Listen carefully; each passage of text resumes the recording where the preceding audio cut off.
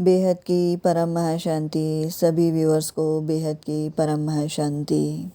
जैसा कि हम सभी जानते हैं, श्रीमद् भगवत गीता बहुत ही महत्वपूर्ण ग्रंथ है, क्योंकि भगवत गीता को पाप नाशिनी मोक्षदायिनी भी कहा गया है। भगवत गीता पर हमने पहले भी चर्चा की है। भगवत गीता नाम से प्लेलिस्ट है हमारे ही चैनल पर, जिसका लिंक आपको डिस्क्रिप्शन बॉक्स में मिल जाएगा। अब हम भगवत गीता के महत्वपूर्ण श्लोकों के बारे में चर्चा कर रहे हैं। इसी श्रृंखला के अंदर आज हम श्रीमद् भगवत गीता के 12वें अध्याय के 17वें श्लोक के बारे में चर्चा करेंगे, जिसमें ये बताया गया है कि किस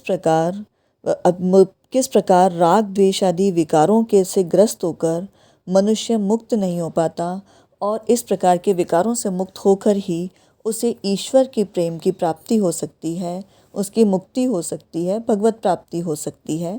तो आज इसी श्लोक के अर्थ को गहराई से समझने का प्रयास करते हैं। श्लोक है, यो न हर्षति न द्वेष्टि न शोचति न कांक्षति, शुभाशुभ परित्यागी भक्तिमान्यः स मे प्रियः।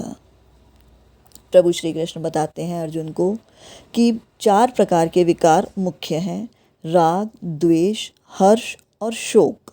शोक का अगर हम देखें हमारी प्रचलित भाषा में, तो शोक का अर्थ लिया जाता है कि किसी की भी मृत्यु होने से मन में जो व्यथा उत्पन्न होती है, उसी के लिए अक्सर हम शोक शब्द का प्रयोग करते हैं। परंतु यहाँ शोक का तात्पर्य अंतःकरण के दुख रूपी विकार से है। यहाँ जो शोक का मतलब लिया गया है, वो हमारे आंतरिक जो दुख हम महसूस करते हैं, हमारे आसपास सब कुछ होते हुए, हमारे जीवन में सब कुछ होते हुए भी हमें आंतरिक सुख की प्राप्ति नहीं होती, हम अंदर से दुखी महसूस करते हैं। ये एक प्रकार का विकार है। तो इस विकार के लिए ही यहाँ पर ये शोक का प्रयोग किया गया है। तो 4 प्रकार के विकार बताए गए हैं: राग, द्वेष, हर्ष और शोक। सिद्ध भक्त में ये चारों ही विकार नहीं होते, और मनुष्य जीव अपने इस जीव योनि के अंदर अपने दैहिक कार्यों में इन चारों विकारों की वजह से ही सदैव दुखी रहता है। वो कभी सुखी महसूस ही नहीं कर पाता। संसार के साथ प्रतिक्षण वियोग हो रहा है, और भगवान से कभी संयोग होता ही नहीं। सिद्ध भक्त मान लेता है कि इस संसार का प्रतिक्षण वियोग हो रहा है, और जबकि भगवान से कभी वियोग होता ही नहीं है। संसार के साथ कभी संयोग था ही नहीं, ना है, और कभी रहेगा भी नहीं, रह भी नहीं सकता। अतः संसार की कोई स्वतंत्र सत्ता ही नहीं है। इस वास्तविकता का अनुभव कर लेने के बाद भक्त का केवल भगवान के साथ अपने नित्य सिद्ध का संबंध अनुभव अटल रूप से रहता है। इस कारण उसका अंतःकरण राग द्वेषादि विकारों से सर्वथा मुक्त हो जाता है। भगवान का साक्षात्कार होने पर ये विकार सर्वथा मिट जाते हैं। तो यही फ़र्क है एक साधक में, एक भक्त में, और एक साधारण मनुष्य में, जीव में। क्योंकि जीव तो राग द्वेषादि विकारों से ग्रसित रहता है और कभी भी सुख का अनुभव नहीं कर पाता। वहीं भक्त में इन राग द्वेषादि विकारों का सर्वथा अभाव होता है।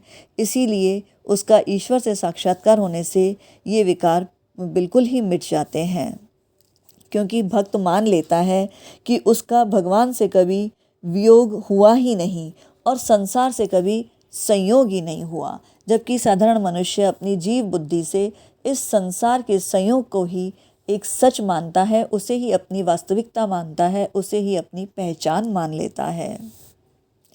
जैसा कि हम भी सभी यही सोचते हैं कि आज जो हमने पढ़ाई की है, लिखाई की है, या जो हम काम कर रहे हैं, अपने इसी को ही अपने जो दैहिक जीवन के नाम हो या कर्म हो, इसको ही अपनी वास्तविकता मान लेते हैं, इसे ही अपनी पहचान समझ लेते हैं। और यही हमारा सबसे बड़ा अज्ञान है, क्योंकि ये अज्ञान ही हमें इस संसार से जोड़ता है और इनके संबंधों से हमारा संयोग कराता है।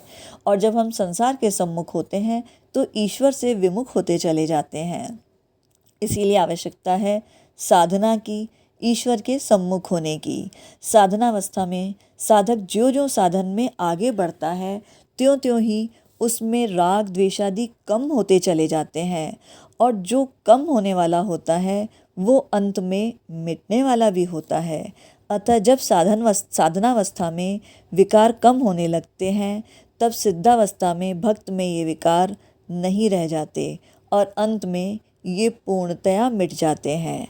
अर्थात साधक जब साधना को जिस प्रकार दिन दूनी बढ़ाता जाता है और जिस प्रकार अपनी साधना में वो आगे बढ़ता जाता है, उसकी चेतना का स्तर उच्च होता जाता है, तो उसके विकार धीरे धीरे स्वतः ही कम होने लगते हैं। और जब साधन की चरम अवस्था में वो सिद्ध अवस्था में पहुंचता है तो उसमें ये विकार लेशमात्र भी नहीं रहते, पूर्णतया मिट जाते हैं। हर्ष और शोक दोनों राग द्वेष के ही परिणाम हैं। जिसके प्रति राग होता है उसके संयोग से, और जिसके प्रति द्वेष होता है उसके वियोग से हमें हर्ष होता है। इसके विपरीत जिसके प्रति राग होता है उसके वियोग या वियोग की आशंका से, और जिसके प्रति द्वेष होता है उसके संयोग या संयोग की आशंका से शोक होता है। सिद्ध भक्त में राग द्वेष का अत्यंता अभाव होने से स्वतः ही एक साम्यावस्था निरंतर रहती है, इसलिए वह विकारों से सर्वथा रहित हो जाता है। ये ही अंतर है एक साधारण जीव में और एक सिद्ध भक्त के अंदर।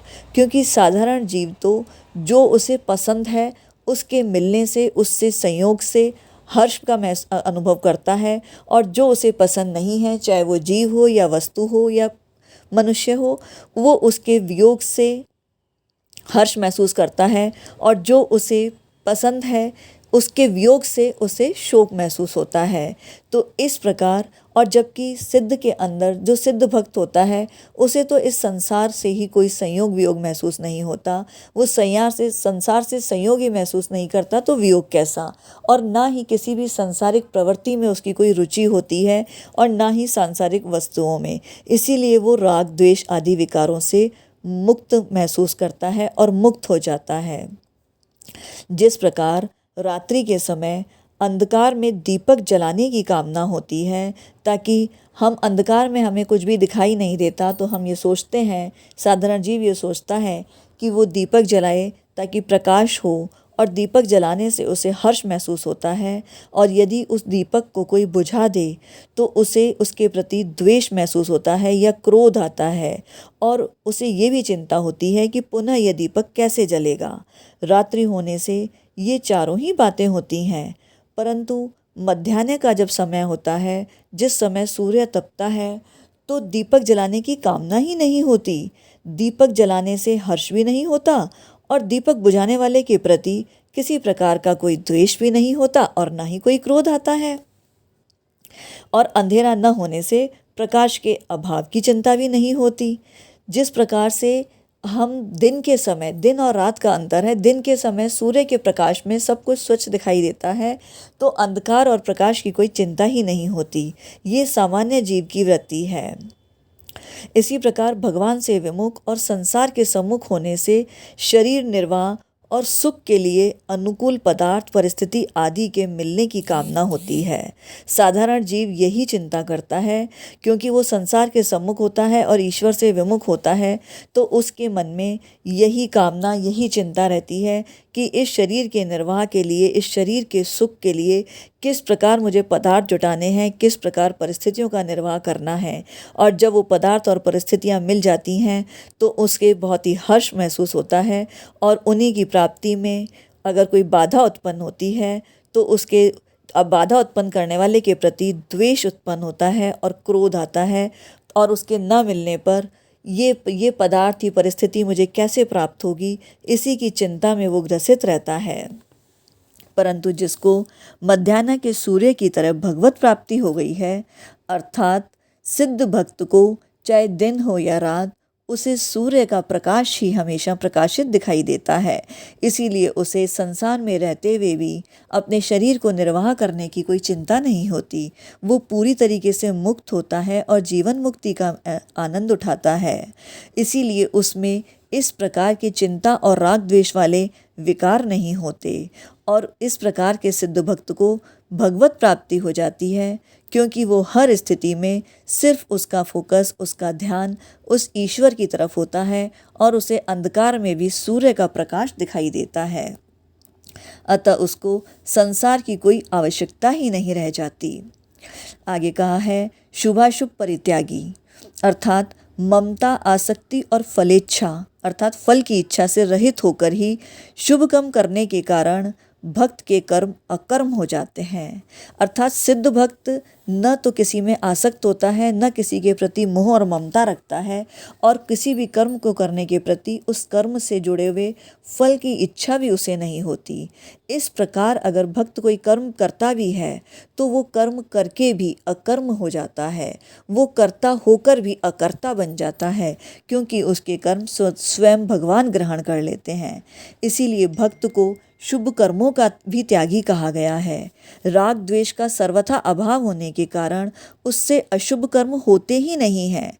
चाह कर भी सिद्ध भक्त चाह कर भी, क्योंकि उसमें राग और द्वेष का अभाव है, उसकी न किसी से प्रीति है और न ही किसी से द्वेष है, इसीलिए वो चाह कर भी किसी के लिए भी अशुभ कर्म कर ही नहीं पाता।